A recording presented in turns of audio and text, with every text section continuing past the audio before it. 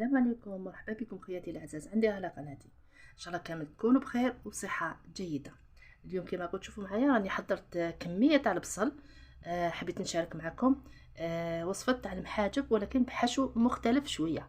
راح ندير له شويه تاع زروديه ونزيد ندير له لما يطيب الحشو تاعي ندير له كميه تاع الطونه. اما هنايا واش درت، حطيت البصله. قبل ما نبداو الفيديو تاعنا نصلوا على النبي المختار عليه افضل الصلاه والتسليم. خياتي العزاز هنا جبت كميه تاع البصله. الكميه تبقى ليكم نتوما على حسب افراد العائله اللي تكون عندكم في الدار، على حسب واش عندكم غاشي في الدار. هنايا جبت كميه تاع بصل، راح نزيد معاها هنا درت 4 حبات زروديه، يعني الجزر مسكرفجين هامليك معايا. ندير غير زروديه والبصل في الاول نحطهم يتقلاو مليح مليح، ومن بعد باش نزيد الطوماطيش. هنا الطماطم هاي اللي قطعتها عشوائي كما كتشوفوا فيها، ما راحش نديرها دوكاتيك، نخليها من بعد تيك ونديرها مع البصل والزروديه. قبل كل شيء نزيد لها الملح هاليك على حسب الكميه اللي عندي، ونزيد لها كميه تاع الزيت ماشي بزاف. انا كان عندي زيت تاع مستعمل درته في هذا المحاجب، ما درتش زيت جديده. زيت تاع قليان درتها في هذه الوصفه باش ما نبدلش، يعني باش ما نخسروش. هذه هي. نزيد هنا حطيت الزيت، حطيت زروديه يعني الجزر مبشور، وكميه تاع البصل اللي راهي مقطعه عشوائي. الكميه تبقى على حسب الافراد الاسره اللي عندكم. انا راح نحطها فوق النار نخليها تتقلى. كي يذوب البصل تاعنا نزيدوا الطوماطيش معاها، نعاود نولو مع بعض من بعد شويه.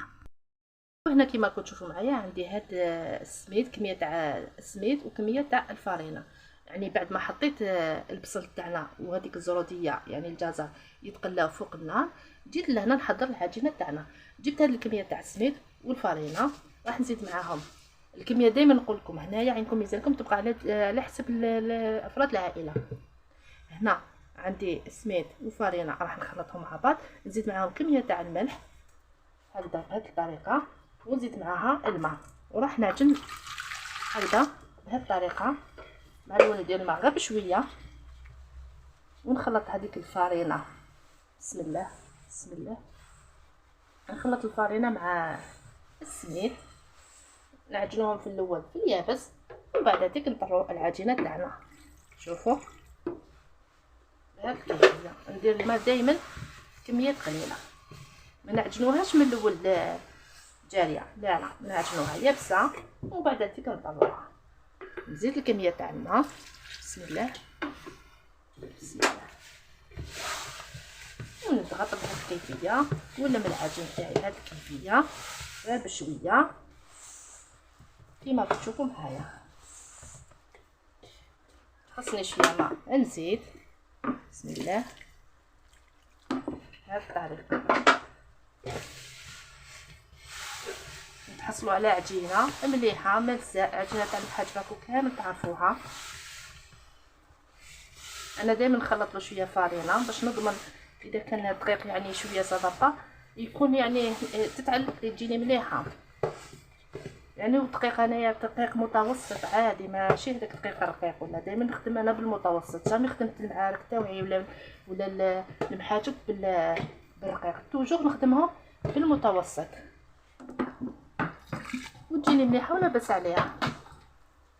هنا حبيت نغير الحشو تاع المحاجب اللي مرفع نديرو درتو ديجا معكم بصل وطوماطيش اللي قلت نديره لكم بالطون ومع شويه زهوديه. ولادكم يوم وأمه ياكلوا شويه تاع خضره في الوجبات تاعهم، سورتو اللي عنده ولادو ما ياكلش الخضره.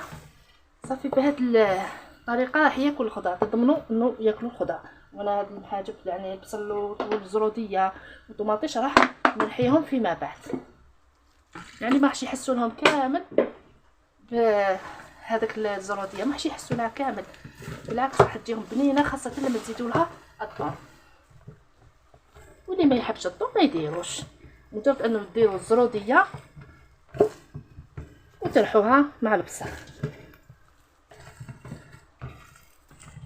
بدنا نعجن كل العجينه تاعنا ونولوا مع بعض نوريكم كيفاش تكملوا معاها.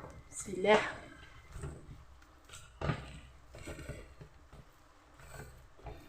شوفوا مع الوقت كيفاش تجي يابسه. شوف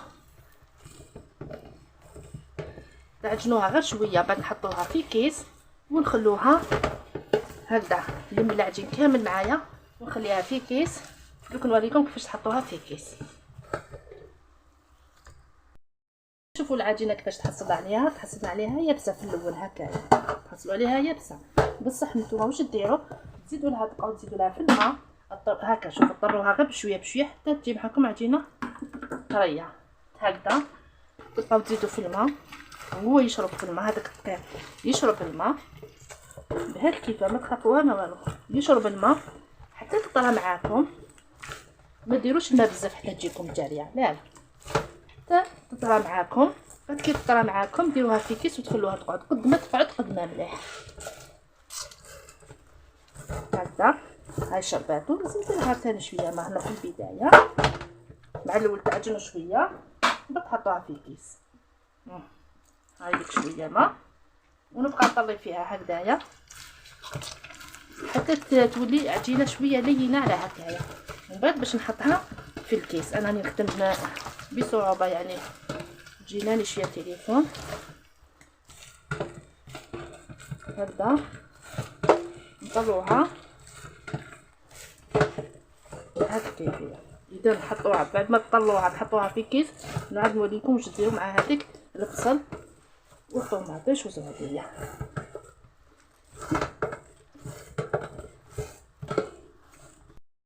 هي العجينه اللي تحصلت عليها. شوفوا كيفاش جايه. هاي ليك هنا هذه لازم تزيد تقعد قد ما تقعد معاكم قد ما مليح. انا نديرها داخل كيس بلاستيكي. بسم الله نفردها ونحطها داخل كيس بلاستيكي ونغطي عليها ونخليها.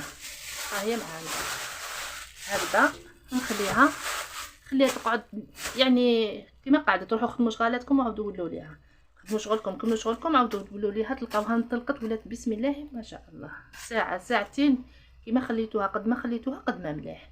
هنا نروحوا دوكا البصل تاعنا باش نكملوا هذيك الحشو تاعنا. شوفوا معايا هذاك البصل اللي درتو مع هذيك الزروديه كيفاش دبالو. شوفوا ولاو لقمه. شفتوا الكميه اللي كنت درتها تاع البصل كميه كبيره. شوفوا كي دبالت مع هذيك الزروديه ولات ما كاش كامل. هنايا راح نزيد معاها هذيك الكميه تاع الطوماطيش. نحط كل هذيك الكميه. انا هنا درت هاد الخمس حبات طوماطيش والبصل درت كميه كبيره يعني الحاجه اللي يحبوا البصل. هنا نزيد هذيك الطوماطيش معاها بعد ما دبال معنا البصل والزروديه ونخلو الكل يعاودوا يدبالوا على نار قليله متوسطه. ما هي قليله ما هي قويه. واللي مزروبه تزيدوا تعس. تزيد الفرن تاعها شنو تقعد تعس. هذه هي. انا هنا راح نخليهم يدبالوا كامل مع بعض. اللي يحب الحار يقدر يزيد لها الحار واللي ما يحبش الحار ما كان له. هذه هي. خلوها طيب. هنا نسيت ما قلت لكمش تزيدوا لها ملعقه تاع طماطم علب. طماطيش تاع البايض نزيدوا لها طماطم مصبره. زيدوا لها ملعقه هكذا نخلطوها ونخلوها تطيب. هنا معايا على الحشو تاعنا كيفاش راهو طابو كلش. هنا اللي يحب يرحيها اللي عنده ولادو ما ياكلوش الخضار يقدر يرحيها عادي. واللي يقدر اللي يحب ياكلها هكا بالبصل تاعها هكا عاديه يقدر يخليها هكذا كيما راهي ويحشي هذوك العجينه وياكلها. انا راح نرحيها ومن بعد نتلاقاو مع بعض. راني رجعت للعجين تاعي. شوفوا كيفاش اصبح معايا بعد ما خليتها قعدت مده من الزمن. هنا حضرت وعاء حطيت فيه كميه تاع الزيت راح نحتاجوها يعني في هذه المرحله. نغطس يديا في الزيت هكذا يعني يديا نشخشخهم بالزيت وندير هذه الحركه ونشكل كريات هكذا. هذوك الكريات ندير لهم كميه تاع الزيت بهذه الكيفيه هكذا ونحطهم في سنيوه. شوفوا معايا نحطهم هكذا في سنيوه. لما نشكل كل الكريات اللي عندي نشكلهم كامل بهذه الطريقه. نغطسهم في الزيت هكذا ونحطهم في سنيوه. السنيوه تكون مدهونه بالزيت ما تدهنوهاش بزاف باش ما نبدلوش يعني. هنا نكمل هذه العمليه نشكلهم كامل ونوريهم لكم كيفاش نطيبوهم. كما كنتوا تشوفوا معايا بعد ما شكلتها كريات بهذا الحجم راح نخليها تزيد ترتاح للمره الثانيه ونغطيها في كيس بلاستيكي هكذا باش ما تيبسناش. نغطوها باش ما تيبسناش ما توليش يابسه من فوق العجينه. هكذا باش ما يضربهاش هو وتيبس معنا. نحطها بجيه ونجيب هذيك الصوص اللي كنت طيبتها. هاني رحيتها وما رحيتهاش مليح، انا ما نحب نحس بشويه بهذاك تاع البصل، نحس له شويه كامل. هنا جبت هذيك العلبه تاع الطونه هاي اللي معنا، راح نفرغها كلها هذاك الحشو اللي كنا خدمناه. راح نجيب فيها البنه تاع الطونه، نفرغ كل علبه بهذه الكيفيه، وندير بهذه الكيفيه نخلط كلش مع بعض. هنا راح تجيب بنتها بنه هايله، بالدراري اكيد راح يحبوها وتعجبهم. انا دوكا نخليها الحشو هذا يبرد، من الضروري انكم تخلوه يبرد، لازم يبرد باش تبداو تخدموا العجين تاعكم. اذا العجين تاعنا ترتاح والحشو يبرد ونطيبوهم مع بعض. بعد ما ريحت العجين تاعنا يعني تخلوها تريح العجينه، قد ما تريح قد ما مليح. نجو نحطوها فوق الطاوله تاعنا اللي راح نخدموا عليها، نديروا لها كميه تاع الزيت بطبيعه الحال هكذايا في الطاوله على وجه الطاوله وعليها كذلك، ونفتحوها غير بصبعتين هكذايا بيدينا بالكف تاع الايدي والصبعتين هكذا عادي نفتحوها ونجعدوها مليح هكذا نفتحوها مليحه رقيقه، ومن بعد باش نبداو نحشوها من الداخل هكذا بهذه الطريقه. انا نفتحها نوريكم كيفاش تحشوها من الداخل.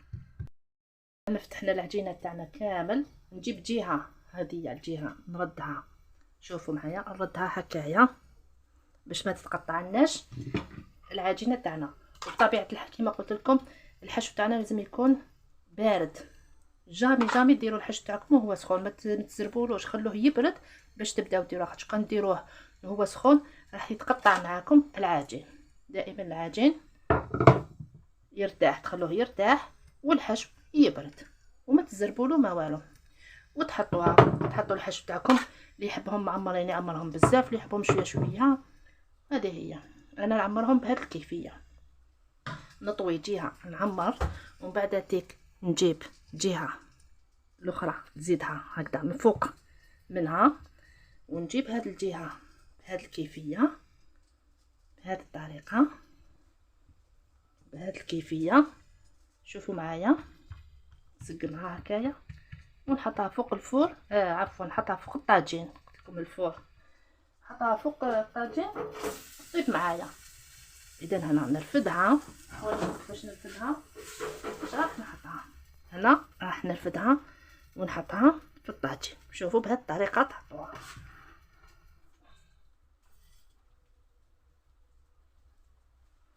طبيعه الحال كي تحطوها ديروا لها شويه زيت من الفوق. هذه هي دوك نوريها لكم في الطاجين معايا. بعد ما حطيتها فوق الطاجين، انا بما انه الطاجين تاعي كبير راني طيب بزوج حبات حتى 3 حبات، ندير هكايا بهكذا. نحط الحبه هذه هذا ونحطيتها، نزيد لها شويه زيت من الفوق باش تجينا حمراء وشابه هكذايا، يعني تجيب بنه هايله مع الطبق. شوفوا هذه نقلبها ونزيد نقلب هذه، ها هي معايا. اذا انا نخليهم يطيبوا مليح ومن بعد نحيهم بعد ما يطيبوا. كيما قلت شوفوا معايا راه قريب يطيبوا. الفرن تاعكم يكون ناقص، ندنيهم هكا باش نزيد نحط حبه وحطيتها بهذه الكيفيه. نحط حتى 3 حبات لانه الفرن الطاجين تاعي يعني كبير. نزيد لها شويه زيت الفوق، والطاجين يعني راني حطيته فوق نار ناقصه، ماشي نار قويه، نار قليله. انا كما نطيب هادو ديجا نطابو هم ليك، نحيهم نزيد لها شويه ونخليهم يطيبوا على نار قليله، بعد نوريهم لكم واش دير. اخر خياتي العزاز، ها هي الوصفه تاعنا بعد ما اصبحت جاهزه معنا بحشو يعني جديد وجميل وهايل. شويه تاع الطون والجزر، سورتو اللي ولادو ما ياكلوش الجزر، خاصه اللي عنده ولادو ما يحبوش الجزر، دخلوه لهم في مثل هذه الوصفات راح ياكلوا يعني الخضار يعني ويستنفعوا من الفائده تاعها. المهم نقول لكم ها هي، شوفوا كيف جات معنا، جات بسم الله ما شاء الله، جات روعه هايله. شوفوا يعني حتى اللي ما ياكلش البصل ولا يعني تقدروا ديروه لهم مرحي هكايا ياكلوه بالصحه والهنا. انا نقول لكم ان شاء الله تكون هذا الفيديو نال رضاكم اعجابكم. الى فيديو اخر ان شاء الله، مع السلامه.